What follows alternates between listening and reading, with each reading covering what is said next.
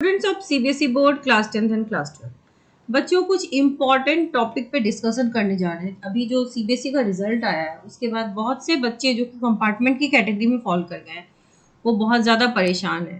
ठीक है, और इस बार नंबर ऑफ कंपार्टमेंट्स हुए भी बहुत ज़्यादा है।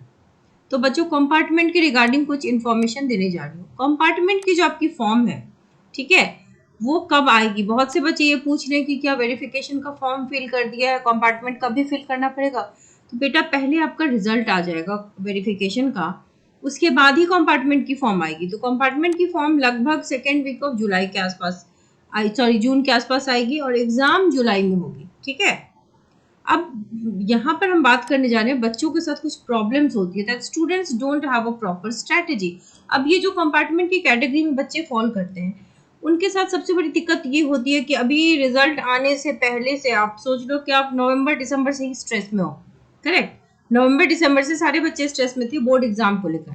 आपने एग्जाम का स्ट्रेस लिया, एग्जाम खत्म होने के बाद रिजल्ट के आने का स्ट्रेस लिया, रिजल्ट के आने के बाद अब और ज्यादा स्ट्रेस है कि रिजल्ट में आपके कंपार्टमेंट आ गया। ठीक है, तो अब बच्चे बहुत ज्यादा ओवर प्रेशराइज्ड हैं, लैक ऑफ कॉन्फिडेंस है, बहुत सारी चीजें, बच्चे दुखी भी हैं, घर पे डांट भी पड़ गई होगी, रिश्तेदारों से मतलब इंसल्ट जैसा फील हो जाता है बच्चों को।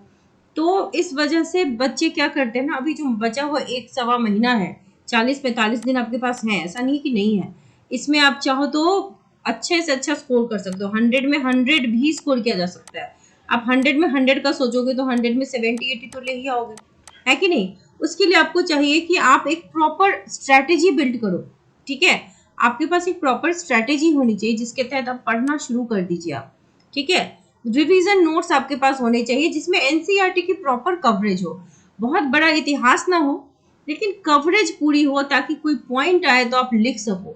करेक्ट, सो स्ट्रेटेजी बनाने से पहले कहूंगी एक रूटीन बना लो। जो दिन बचे हैं, क्योंकि 12th वाले बच्चे एक ही सब्जेक्ट का देंगे कंपार्टमेंट, आप सारे सब्जेक्ट के तो दे ही नहीं सकते, तो you have only one subject. Correct, और 10th में अगर है आप तो आपके 2 सब्जेक्ट हैं। तो जो भी है इस सिचुएशन को बेस्ट यूटिलाइज करो।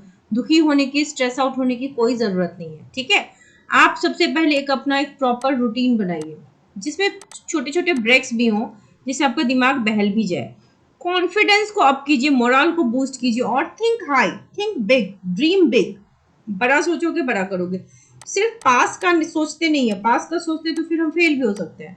अगर हम 80% 90% लाने का सोचे तो 100% आप 70-75 तो कम से कम लेके आओगे। उसके ऊपर अब जितना लाओ वो बोनस है। ठीक है, प्रूव योरसेल्फ। अभी आपको प्रूव करने की जरूरत है खुद को। फ्रेंड्स की हेल्प लो जो पास हो गए। अगर फ्रेंड्स ऐसे वक्त पे हेल्प अगर ना करें, टीचर्स हेल्प कर देंगे। ठीक है, तो टीचर्स की हेल्प ले लो। अगर कोई भी हेल्प नहीं कर रहा तो ऐसा नहीं हो सकता कि आपको कहीं से कोई हेल्प नहीं मिल रहा, कहीं ना कहीं से आपको हेल्प जरूर मिलेगा। जिस टीचर से आपने पढ़ा है या किसी नए टीचर से आप पढ़ सकते हैं। ठीक है, कॉन्फिडेंस को अप करो। और जो सब्जेक्ट पढ़ने की स्ट्रैटेजी होती है ना, तो जो सिलेबस है, सिलेबस को पहले गौर से देखो। उसके बाद ये देखो कि किस टॉपिक से ज्यादा क्वेश्चन आते हैं। पढ़ना जो शुरू करोगे पहले इजी टॉपिक्स पढ़ते हैं। इजी टॉपिक्स कम से कम 40% ऑफ द सिलेबस होता है। 40% की पढ़ाई कर लोगे तो कम से कम 30% तो उसमें ले आओगे आप। ठीक है, तो आउट ऑफ 40 अगर 30 नहीं, चलो इससे कम कर देते, 25 मार्क्स तो आप यहीं पे ले आए थ्योरी में। 25 मार्क्स से ही आप जो है सो आपका बेड़ा पार हो जाएगा, क्योंकि जो 25 इधर लेके आएगा, बचे हुए 60% में आप 10 नंबर भी तो लेके आओगे। तो 25 + 10 = 35, आप पास है। तो इजी को टारगेट करो पहले, इजी वाले जो टॉपिक्स हैं। क्योंकि बच्चे क्या करते हैं, घबराहट के मारे ओवर पढ़ने लगते हैं, ओवर बहुत ज्यादा, और हार्ड से स्टार्ट करते हैं। डिफिकल्ट टॉपिक से स्टार्ट करोगे तो फिर कैसे पढ़ाई होगी?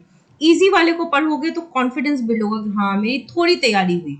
फिर जो मॉडरेट लेवल के टॉपिक्स होंगे उसको करेंगे, फिर डिफिकल्ट लेवल के। उसके बाद टेस्ट दे करके, PYQs जो है उसको देख करके लिखने की कोशिश करो। क्योंकि कभी कभी हमें पता ही नहीं होता कि हमें लिखना क्या है, लाइन लेंथ पता होना चाहिए। ठीक है, और पढ़ने के बाद रिवीजन इज अ मस्ट। क्योंकि अभी घबराहट भी है ना आपके बीच के एडमिशन का क्या होगा, तो इस वजह से चीजें लोग भूलते भी, और अगर घबराहट ना हो तो भी अगर बीच बीच में रिवीजन ना करो तो भूल जाते हैं। जैसे एक चैप्टर पढ़ा, उसका टेस्ट दे दो। ठीक है, फिर जब दूसरा चैप्टर पढ़ा उसका टेस्ट दिया, पहले वाले चैप्टर को भी रिवाइज कर लिया, फिर तीसरा चैप्टर पढ़ा, टेस्ट दिया, फर्स्ट एंड सेकंड दोनों को रिवाइज कर लिया। ऐसे ऐसे करते करते एंड करते जाओ। ठीक है, तो जब लास्ट में पहुंचोगे तो आपका लगभग सारा कंप्लीट रहेगा। करेक्ट। अब बात करते हैं कंपार्टमेंट के बच्चों की। कंपार्टमेंट के वो बच्चे जो क्लास 12th में केमिस्ट्री में जिनकी कंपार्टमेंट आई है, बच्चों स्पेशल बैच बने हैं। अब कल से मंडे से यानी कि क्लासेस स्टार्ट होने वाली है 5 PM से। 3 दिन क्लास होगी, मंडे, वेडनेसडे एंड फ्राइडे।